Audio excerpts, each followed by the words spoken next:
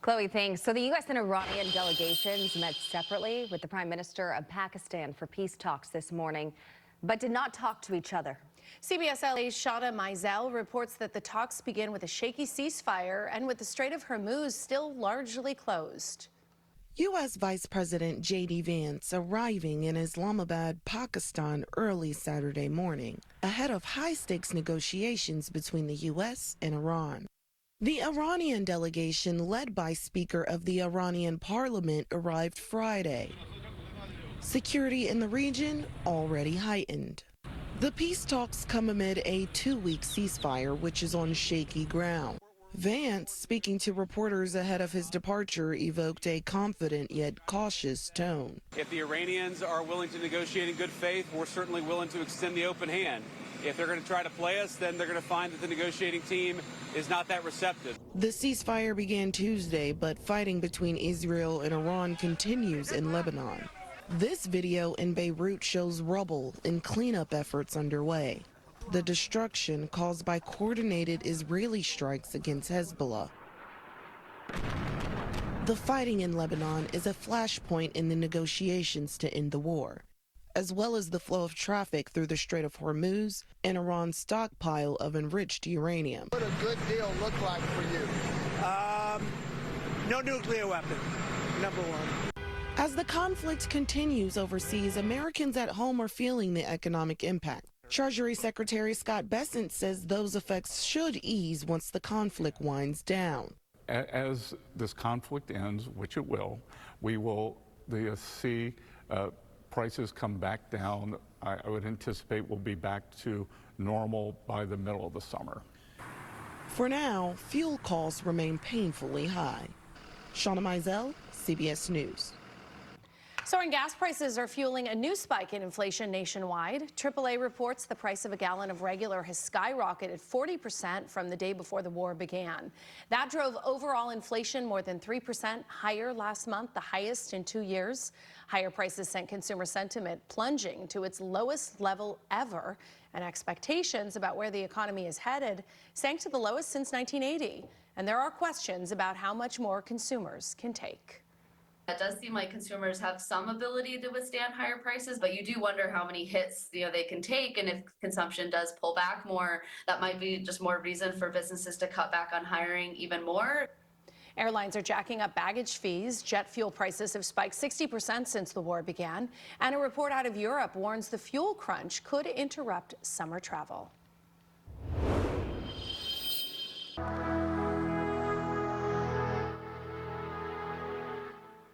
The Artemis 2 astronauts back home safe, splashing down off San Diego after 10 days in space, marking the final chapter in their historic mission around the moon. Nearly 700,000 miles, and it all ended with a perfect landing in the Pacific. CBS LA's Lori Perez has the masterful display of science and engineering. What a sight, a wave hello as the first humans to travel to the far side of the moon return to Earth. Their re-entry intense and inspiring. Main chute deploy. Moments before the Orion space capsule splashed into the Pacific Ocean at 5:07 p.m. Pacific, parachutes deployed, and the crew's commander said his first words to Mission Control. Houston, we have you loud and clear on field there. All right, how us? Perfect communications established. A journey. The joy of that moment matched only perhaps by the second the hatch opened and the crew emerged. NASA rejoicing in its success. This is the first mission, our first mission to the moon, of many more to come. Scientists say the final minutes of their historic trip were the most dangerous as they reached speeds of 25,000 miles per hour. That's more than 30 times the speed of sound at temperatures between 4,000 and 5,000 degrees, half as hot as the sun's surface. Their safe return depended on the heat shield, which had problems on Artemis 1 working, and it did. A Navy recovery team met NASA's Reed Weissman, Christina Cook, and Pomona native Victor Glover, along with Canadian Space Agency astronaut Jeremy Hansen. Each assigned their own medical team to check on their health and help their bodies transition. They move sort of robotically because the head feels a little disconnected from the body.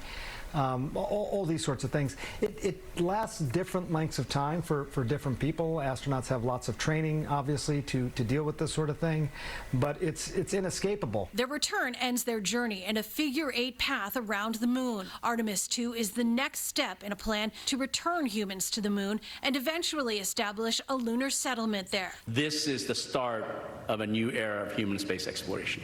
I'm Lori Perez, CBS LA. There was so much excitement for this mission and the return home. There were watch parties all over the country. Our Michelle Geely watched the splashdown with hundreds at a party in San Diego. Hundreds cheered on the astronauts from the San Diego Air and Space Museum. This is amazing because I'm really loving space, and this is making my dream come true. Also a miracle, really, that we are able to do this, that humans are able to do this. These are the lucky ones who were able to watch the conclusion of NASA's historic Artemis mission happening close to this place that celebrates space. I'm sure all the locals are pretty excited about that. I'm excited, and I'm not a local. It's kind of crazy. I'm definitely glad I didn't miss it. Jonathan Mellon from Scotland was thrilled to be visiting America and show his daughter the splashdown. It's incredible to be here at the same time. It's just amazing, so we're delighted. This man has a special connection to the Orion capsule. I worked on the Orion crew capsule in Houston in 2008 to 2013. It's kind of amazing. It was a long time ago and a distant memory, but it's really amazing how far it's come. The Mullins made the trip from Orange County. Had to see this, had to be there for history. So I love space. My son loves aviation and space, so it was a good idea to come down. It's the biggest crowd the museum has ever had. The line stretched out the door, so many hoping to be able to come inside. And what questions do you have? If you could talk to the astronauts, what do you want to ask them? If they had fun and what all they saw. And this is the party of a lifetime. This is 50 years in the making. The first time that we've come back from the moon splashdown, happening right off the coast of San Diego. As the splashdown happened, many people here in the room commented on how special this experience was, to know that the astronauts were bobbing in the ocean just about 50 miles from where we are in the museum. In San Diego, Michelle Geely, CBS LA. So cool, what a party. Well, attention beachgoers, the jellyfish, they are back. The city of Malibu says several surfers report they've been stung recently at Surfrider Beach. Local jellies are not lethal, but they do hurt. I can attest to that. It may cause a rash or fever. Even their detached tentacles can sting. So keep an eye out on the beach and in the water. If you feel a sting, rinse off with seawater or other things and get first aid right away. Other things. One person killed after a hit and run in Santa Clarita. SkyCal was over the scene on Turney Road and Magic Mountain Parkway. As sheriff's deputies searched that scene, no description of the car that hit that pedestrian before leaving the scene. At present, our total receivables from local government partners exceeds $5 million, of which $1.2 million is owed by the city alone. None of these reforms or restructuring are going to work if the city remains unable to pay for the services. There are complaints coming out about the LA Homeless Services Authority not paying service providers on time.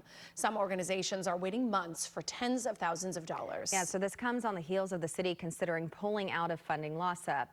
The city's Housing and Homelessness Committee discussing it, which did admit some fault, blaming its decentralized accounting. You can hear the confusion caused by the various payment systems and funding sources here. We require LAHSA to go to service providers to have service providers give us money back so that they can give us money back. We're passing advances back and forth and around in circles. We think we should stop this. I don't understand this. When we pay out in advance, why are we asking for money back? What does that mean? I actually haven't been able to get to the bottom of that myself. Okay, so the committee did discuss some solutions, but will vote on LAHSA's future next week before it moves to the city council. It is now 6:09. Coming up, DUI is no accident. See the